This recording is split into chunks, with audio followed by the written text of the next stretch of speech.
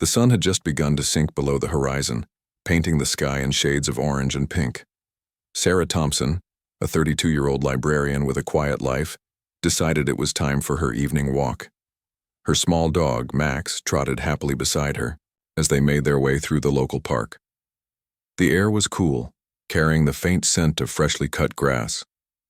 It was one of those perfect evenings where everything seemed calm and predictable, until it wasn't.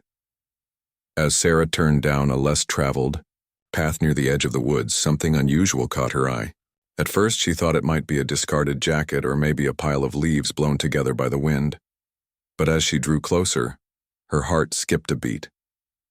There, sprawled on the ground, was a man. He wasn't moving. His clothes were torn, covered in dirt, and soaked with what looked like blood. Sarah froze for a moment, unsure of what to do. Was he dead? Should she call someone? What if this was some kind of trap? Her mind raced with questions, but her instincts quickly took over. She couldn't just leave him there. Taking a deep breath, she knelt beside him and checked for signs of life. To her relief, she felt a faint pulse. "Hey, can you hear me?"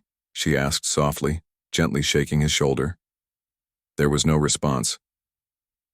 Looking around, Sarah realized she was alone.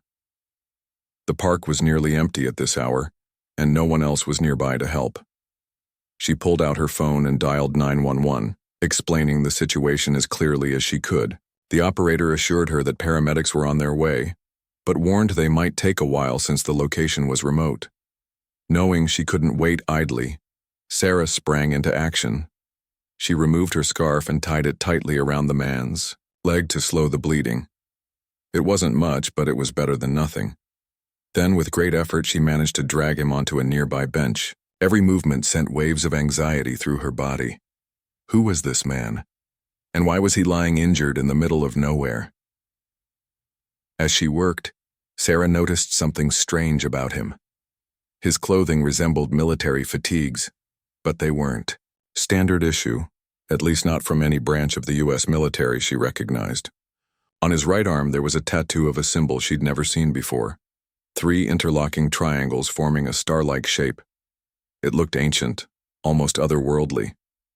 Her curiosity grew, but there was no time to dwell on it. The man groaned, faintly, his eyelids fluttering open for just a second. His eyes were glassy, unfocused, but they locked onto hers briefly before closing again. In that fleeting moment, Sarah felt an inexplicable connection, a sense of urgency that told her this stranger was important, though she didn't yet understand why. Finally, after what felt like hours, the distant sound of sirens broke through the silence. Paramedics arrived in a rush, quickly assessing the situation. They loaded the man onto a stretcher and prepared to transport him to the hospital. One of them thanked Sarah for her quick thinking, saying his injuries could have been fatal without her intervention. Before they left, Sarah hesitated, wanting to ask more questions, but the paramedics were tight-lipped, offering only vague assurances that the man would receive the care he needed. Frustrated but relieved, Sarah watched as the ambulance sped away, its red and blue lights fading into the distance. Walking home, with Max, Sarah replayed the events in her mind. Something about the whole encounter didn't sit right. The man's unusual attire, the mysterious tattoo, the way the paramedics avoided answering her questions. It all added up to something far bigger than a simple accident. Still, she tried to shake off the feeling. Maybe it was just her imagination running wild. After all, she was just an ordinary woman living an ordinary life. But deep down, Sarah knew things wouldn't stay ordinary for long. That night, as she lay in bed staring at the ceiling, her thoughts kept drifting back to the stranger. Who was he? Why had he been injured?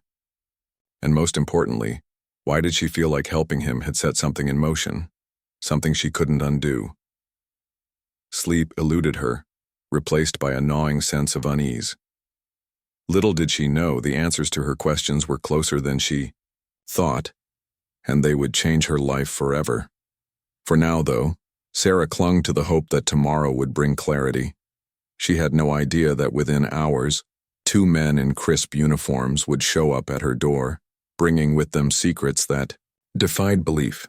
All she knew was that her quiet little world had cracked open, and there was no turning back. This part sets the stage for the story, introducing Sarah as an everyday person thrust into extraordinary circumstances. The mysterious elements, the man's appearance, the strange tattoo, and the cryptic behavior of the paramedics, are designed to hook readers and build suspense. Each detail serves a purpose, hinting at larger revelations to come while keeping the narrative grounded in relatable emotions and actions.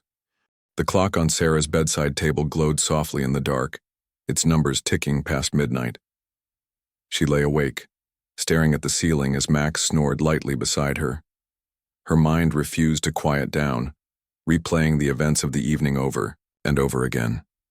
Who was that man? Why had he been lying injured in the park? And what did the strange tattoo mean? The questions swirled endlessly, keeping her trapped between curiosity and unease. Finally, exhaustion won out, and Sarah drifted into a restless sleep, but it didn't last long. At exactly 3:47 a.m., a sharp knock echoed through the house, jolting her upright. Heart pounding, she blinked against the darkness, trying to shake off the grogginess. Another knock came, louder this time, more insistent. "Who is it?" Sarah called out, her voice trembling slightly. There was no response, only silence followed by another round of knocks. Max growled low in his throat. His ears perked up as he stared at the front door. Sarah grabbed her phone from the nightstand, using its flashlight app to guide her way. Slowly, she crept toward the door, peering through the peephole. On the other side stood two men in crisp uniforms, their badges gleaming under the dim porch light. One appeared older, with graying hair and a stern expression. The younger one, tall and broad-shouldered, kept glancing around as if scanning for something or someone. Taking a deep breath, Sarah unlocked the door and opened it just wide enough to see them clearly. "Can I help you?" she asked cautiously, clutching the edge of the door like a shield. The older man stepped forward, introducing himself as Major Daniels. He gestured to his companion, who introduced himself as Lieutenant Harris. Their voices were calm but carried an underlying authority that made Sarah feel even more uneasy. "We need to speak with you about the incident earlier tonight, Major," Daniels said, his tone leaving no room for argument. Sarah hesitated, unsure whether to let them in. Something about their presence felt off, though she couldn't quite put her finger on it. Still, curiosity got the better of her. "All right," she said finally, stepping aside. "Come in." The two men entered, their boots clicking softly against the wooden floor. They took seats in her modest living room while Sarah remained standing, arms crossed protectively over her chest. Max stayed close, his hackles raised as he eyed the strangers warily. "So, what do you want to know?" Sarah asked, breaking the tense silence. Major Daniels leaned forward slightly, his piercing gaze locking onto hers. "Tell us everything about the man you found in the park. The exact location, his condition, anything unusual you noticed." Sarah recounted the details as best she could, describing how she'd stumbled upon him, tied her scarf around his leg to stop the bleeding, and waited for paramedics. When she mentioned the tattoo on his arm, both men exchanged quick glances, subtle movement that didn't escape Sarah's notice.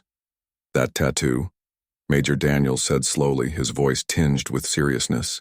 "Did it look like 3 triangles forming a star?" Sarah nodded, surprised they knew about it. "Yes, exactly. What does it mean? Who is he?" For a moment, neither officer answered. Then Lieutenant Harris cleared his throat and spoke. "Ma'am, the individual you encountered isn't part of any known military unit, at least not officially. He belongs to a highly classified program involving advanced technology." Sarah frowned, confusion washing over her. "Advanced technology? What kind of program?" Major Daniels sighed, as if weighing how much to reveal. "Let's just say it's experimental, and extremely sensitive. His presence here, and your involvement, could have serious implications." Sarah's heart raced. "Implications? What are you talking about? I was just trying to help." "We understand that, ma'am," Lieutenant Harris interjected gently. "But there are people, dangerous people, who might view your actions differently. You're now linked to this situation whether you like it or not. Sarah sank onto the couch, overwhelmed by the weight of their words. Linked how? Am I in danger? The officers exchanged another glance before Major Daniels replied. We can't rule it out, that's why we're here, to ensure your safety and gather information. But we also need you to cooperate fully. No discussing this with anyone, understand? She nodded numbly, though her mind buzzed with unanswered questions. Before she could press further, the officers stood up, signaling the end of their visit. One last thing, Major Daniels added as he reached the doorway. If anyone approaches you claiming to know about tonight's events, or if anything seems out of the ordinary, contact us immediately. He handed her a card with a phone number printed on it. With that, they left, leaving Sarah alone once again. The house felt eerily quiet, the absence of their commanding presence amplifying her unease. Max whimpered softly, sensing her distress. Sitting back down, Sarah stared at the card in her hand. The officer's warning echoed in her mind. Dangerous people. Serious implications. What had she gotten herself into? Helping a wounded stranger should have been a simple act of kindness, yet now it felt like opening Pandora's box. Over. The next few hours, Sarah tried to piece together what little she knew. The man's injuries, the mysterious tattoo, the cryptic remarks from the officers. It all pointed to something far beyond her understanding. Could it really involve advanced technology? And if so, why would such a program operate in secret as... Dawn broke. Sarah decided she needed answers. If the officers weren't going to tell her the full truth, she'd find it herself. She fired up her laptop, determined to dig deeper into whatever Project Sentinel might be. Little did she know, her search would lead her down a rabbit hole filled with secrets that defied belief, and put her squarely in the crosshairs of forces she couldn't begin to comprehend. This section builds on the suspense established in Part 1, introducing new characters, the military officers, and escalating the stakes. By withholding key information and hinting at larger conspiracies, it keeps readers engaged while deepening the mystery. Sarah's growing sense of vulnerability and determination sets the stage for her eventual investigation, ensuring the narrative remains compelling and dynamic.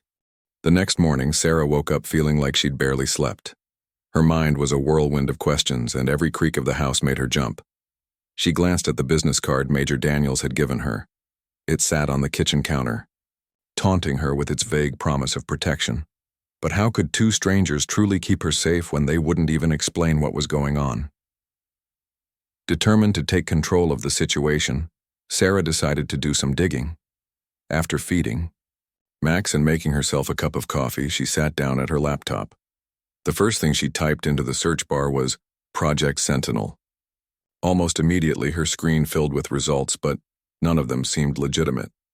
Most were conspiracy theory blogs or forums full of half-baked ideas about government experiments and alien invasions. Frustrated, Sarah scrolled further, hoping to find something concrete. Then, buried deep in the results, she stumbled upon a post that caught her attention.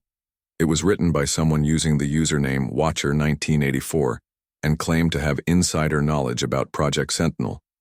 According to the post, the program wasn't just about advanced technology. It allegedly involved soldiers enhanced with alien tech recovered from crashed spacecraft. The writer described it as humanity's desperate attempt to prepare for an extraterrestrial threat that most people didn't even know existed. Sarah's heart raced as she read the words over and over again. Aliens? Was this person serious? At first, she dismissed it as another wild conspiracy theory, but then she remembered the strange tattoo on the man's arm, the 3 interlocking triangles forming a star-like shape. Could it really be connected to aliens? Her hands trembled as she clicked on a link embedded in the post. It led to a grainy photo of what appeared to be a military uniform adorned with the same symbol. Beneath the image was a caption: Classified insignia used by operatives of Project Sentinel. Sarah leaned back in her chair, her mind struggling to process what she was seeing. If this was true, if aliens were real and Earth was preparing for war, then everything she thought she knew about the world was wrong. And if the man she'd saved was part of this secret initiative, then helping him might have put her directly in the line of fire. Just as she was about to save the page for later reference, her laptop suddenly shut down without warning. Startled, she pressed the power button repeatedly, but nothing happened. A sinking feeling settled in her stomach. When the computer finally restarted, she opened her browser only to discover that her entire search history had been erased. Someone, or something, had remotely wiped it clean. Sarah stared at the blank screen, her pulse quickening. This wasn't paranoia anymore. Someone was actively monitoring her. The officer's warnings replayed in her mind. Dangerous people. No discussing this with anyone. Had she already crossed a line by looking into Project Sentinel? For the rest of the day, Sarah tried to act normal, but it was impossible. Every sound outside her window made her flinch.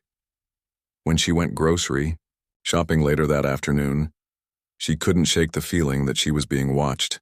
As she pushed her cart through the aisles, she glanced over her shoulder multiple times, certain she saw a shadowy figure lingering near the entrance. But whenever she turned to look directly, the person vanished. By the time she returned home, her nerves were frayed. She double-checked all the locks on her doors and windows, pulling the curtains shut tightly. Max stayed glued to her side, sensing her anxiety. Normally, Sarah would have laughed off such behavior as irrational, but now she couldn't ignore the creeping sense of danger. That night, unable to sleep, Sarah sat alone in the dim light of her living room, staring at the card Major Daniels had given her. Should she call them? They hadn't exactly been forthcoming, but maybe they could offer some protection, or at least answers. Before she could decide, her phone buzzed unexpectedly on the coffee table. It was a text message from an unknown number. "They're lying. To you. Trust no one." Sarah's breath hitched. Who could have sent this? And what did it mean? Her fingers hovered over the keyboard, tempted to reply, but fear held her back. Instead, she placed the phone face down on the table, trying to steady her racing thoughts. Over the next few days, strange things continued to happen. Her mailbox was found open one morning, though she was certain she'd locked it the night before. A black SUV parked across the street for hours, its occupants hidden behind tinted windows.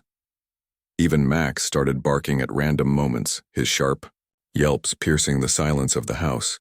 Sarah knew she couldn't stay trapped in her home forever. She needed to figure out who to trust, and fast. The mysterious text message weighed heavily on her mind. If the military officers weren't telling her the whole truth, then who could she turn to? Her thoughts drifted to Alex, an old friend from college who worked in cybersecurity. Though they hadn't spoken in years, Alex had always been the kind of person who thrived on solving puzzles. Maybe he could help her make sense of the encrypted files and deleted data tied to Project Sentinel. Summoning her courage, Sarah picked up her phone and dialed Alex's number. After a few rings, his familiar voice answered. "Sarah? Wow. It's been ages. What's up?" "Hey, Alex," she said, forcing a casual tone despite the tension in her chest. I need your help with something. It's kind of urgent." Alex hesitated. "Sure, anything. What's going on?" Sarah took a deep breath. "Do you remember those hacking skills you used to brag about in college?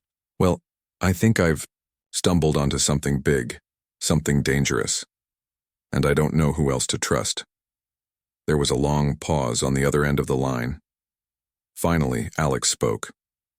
"All right. You've got my attention. Tell me where to meet you." Relief washed over Sarah. For the first time since finding the wounded man in the park, she felt like she wasn't completely alone. Still, she couldn't shake the nagging feeling that whatever secrets lay ahead would test her resolve, and possibly her survival. As she hung up the phone, Sarah realized that the game had changed. Whoever was watching her, whoever wanted to silence her, had underestimated one thing: her determination to uncover the truth. And now, with Alex's help, she was ready to fight back. This section ramps up the tension by introducing surveillance, cryptic messages, and a growing sense of paranoia. By weaving in elements like the mysterious text and Sarah's decision to reach out to Alex, the story maintains its momentum while setting the stage for more explosive revelations in the next part. The meeting with Alex was set for the following evening at a quiet cafe on the outskirts of town. Sarah chose the location carefully. It was far enough from her neighborhood to avoid drawing attention, yet close enough that she could get there, quickly if needed.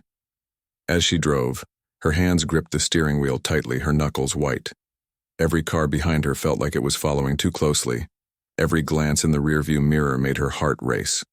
When she arrived, Alex was already waiting outside, leaning against his car with a concerned expression. He looked older than Sarah remembered.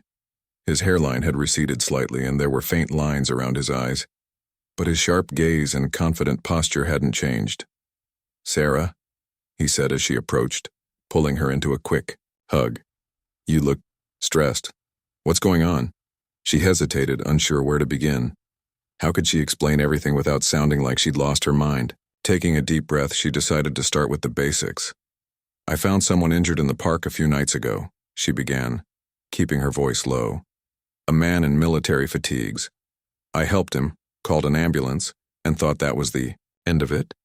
But then 2 officers showed up at my door asking questions about him.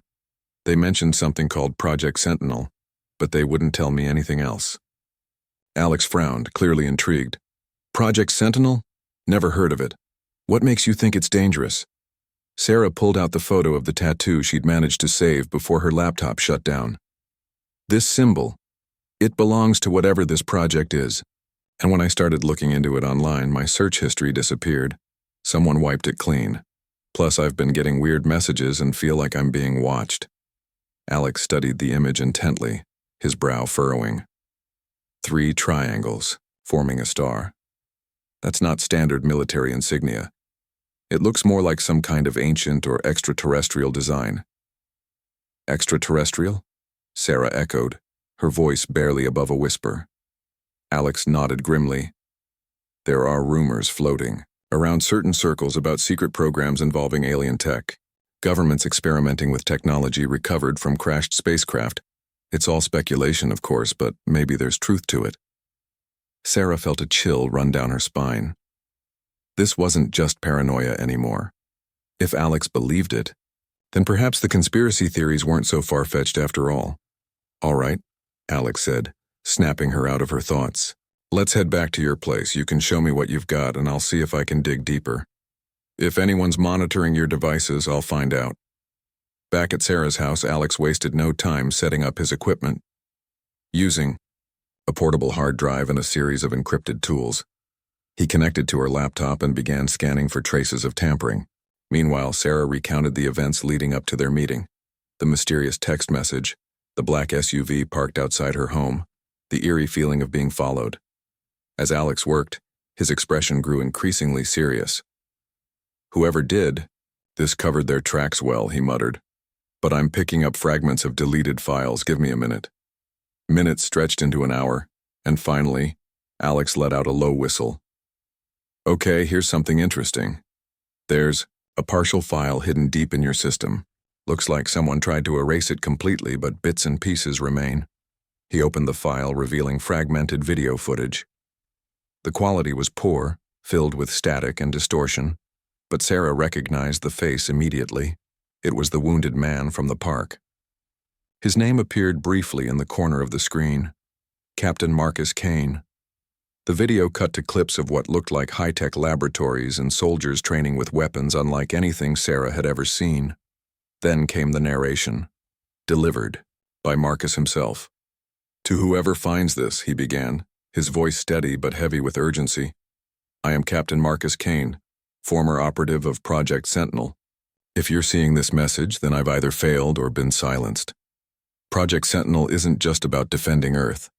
It's about control. Alien technology has been weaponized, and factions within the program are using it for their own gain. They've betrayed humanity, selling us out to forces we don't fully understand." Sarah listened, her stomach churning with each word. Aliens, betrayal, secret wars. It sounded like science fiction, yet the evidence was right in front of her. Marcus continued, "You may have already realized that helping me puts you in danger. Find sanctuary and trust no one, not even those claiming to protect you. If you Want answers, go to... The video froze mid-sentence, replaced by static. Alex cursed under his breath, frantically trying to recover the rest of the file. But it was gone, erased beyond retrieval. Well, that clears things up, Alex said dryly, running a hand through his hair. Alien tech, rogue operatives, and shadowy conspiracies. Your life just got a whole lot more complicated. Sarah sank onto the couch, overwhelmed by the weight of the revelation. What do I do now? Where do I even start? Alex thought for a moment. We need to find Marcus. If he left you this message, he must believe you can help. Let's retrace his steps, starting with the park where you found him. Maybe there's a clue we missed. Determined not to give in to fear, Sarah agreed. Together, they gathered supplies and prepared for what lay ahead. For the first time since this nightmare began, she felt a flicker of hope. Whatever Project Sentinel was, she wasn't going to let it win, not without a fight. This section delivers key revelations while maintaining suspense, introducing new layers to the mystery. By uncovering Marcus's video message and confirming the existence of alien technology, the story propels forward while deepening Sarah's resolve. The dynamic between Sarah and Alex adds depth and provides a foundation for future action, ensuring readers remain engaged. The next morning, Sarah and Alex set out for the park where it all began. Armed with flashlights, gloves, and a sense of purpose, they scoured the area near the woods where Sarah had found Marcus.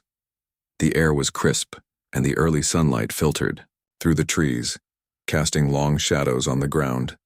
Despite the serene surroundings, both of them felt a tension that made every rustle of leaves sound like footsteps.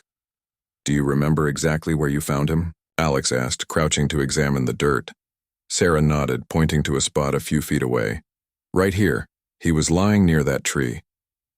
Alex carefully inspected the ground, brushing away loose soil and debris. After a few minutes, his fingers brushed against something metallic buried beneath the surface. Digging deeper, he unearthed a small device no bigger than a matchbox. It glowed faintly when touched, emitting a soft hum that sent shivers down their spines. What is this thing? Sarah whispered, staring at the object as if it might come alive. I don't know, Alex admitted, turning it over in his hands, but it's definitely not human-made. Look at these symbols. They match the tattoo Marcus had. Sarah's heart raced. This tiny device could be the key to finding Marcus, or worse, it could lead whoever was watching her straight to them. She glanced around nervously, half expecting black SUVs to appear out of nowhere. We need to figure out what it does, Alex said, pocketing the device. Let's get back to your place and analyze it there. On the drive home, Sarah couldn't shake the feeling that they were being followed. Every car behind them seemed suspicious, every driver's face obscured by tinted windows. By the time they reached her house, her nerves were frayed, but she forced herself to focus. They didn't have time to second-guess every shadow.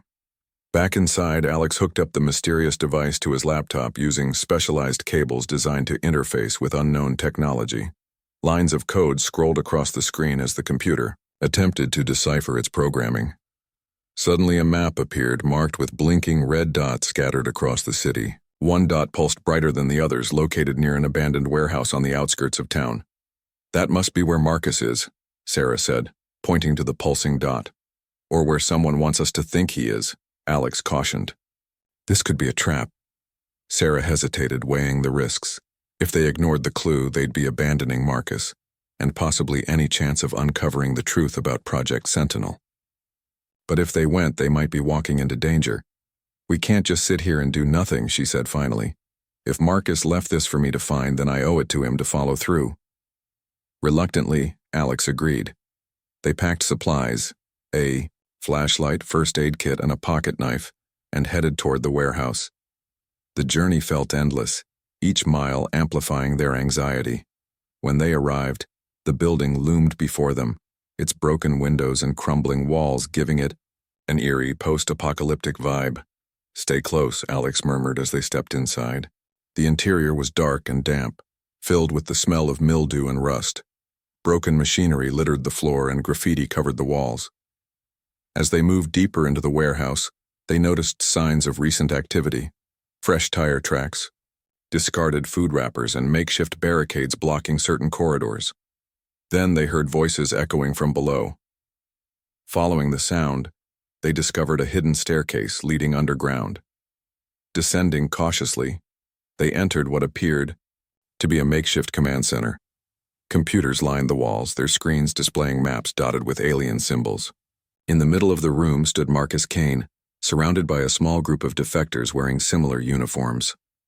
"Sarah," Marcus said, his voice filled with relief as he spotted her. "You came." "What's going on?" Sarah demanded, stepping closer. "Who are you? What is Project Sentinel really about?" Marcus sighed, running a hand through his disheveled hair. "It's worse than I thought. Project Sentinel was created to defend Earth against extraterrestrial threats, but rogue factions within the program have been using alien tech to manipulate governments and consolidate power. We're fighting back, exposing the corruption, but we're outnumbered." Sarah looked around at the ragtag team of soldiers, their faces etched with determination. These weren't villains, they were rebels risking everything to protect humanity. "How can we help?" she asked, surprising even herself. Marcus smiled faintly. "By standing with us. You've already done more than you realize. Your actions brought us together, gave us hope. Now we need allies willing to fight for the truth." For a moment, Sarah hesitated. This wasn't her world, her fight. But looking at Marcus, at the people who believed in his cause, she realized she couldn't turn away.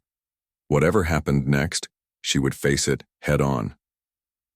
Together, Sarah, Alex, and Marcus devised a plan to expose Project Sentinel's secrets to the world. It wouldn't be easy. There would be sacrifices, dangers, and moments of doubt. But they were ready. For the first time in days, Sarah felt a sense of clarity. The battle ahead would test them in ways they couldn't imagine. But one thing was certain: they wouldn't face it alone. This final section ties up the story's central mystery while leaving room for future developments. Sarah's decision to join Marcus underscores her growth from an ordinary woman into someone willing to fight for justice. The blend of action, emotion, and resolution ensures readers are satisfied yet intrigued by the possibilities ahead.